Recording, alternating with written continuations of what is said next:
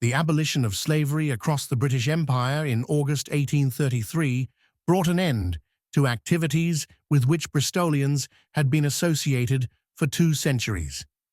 Although the previous 50 years had seen the emergence of severe and general criticism of slavery, it was only to be expected, in the light of the city's renowned links with the West Indies, that the campaign for emancipation would encounter opposition.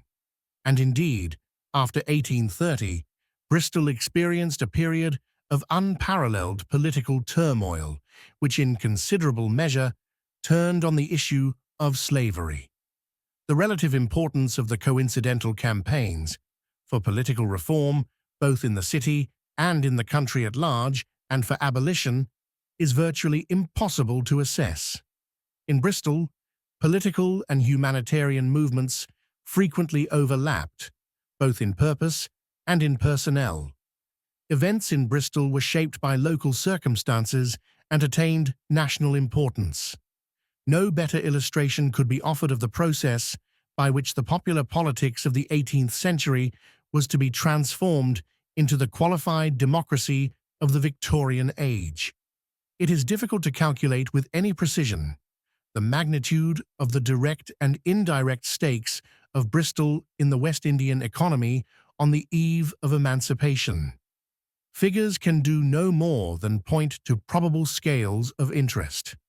Ownership of slaves, the distribution of which cannot be accurately or adequately analyzed from official records, represented only one element in a network of financial and economic connections which constituted the West India interest. Extending far beyond the plantations and islands of the Caribbean, this accumulation of generations of European enterprise had contributed conspicuously to the past and present sources of Bristol's material prosperity. Geography, history, and economics had combined to sustain the city as a point of concentration of an interest that, both then as now, can be more readily denounced than defined. 20th-century historians have too often transmuted into fact such claims, made in the heat of partisan conflict, such as Charles Pinney's assertion in 1830 that 5/8 of the port's trade was with the West Indies.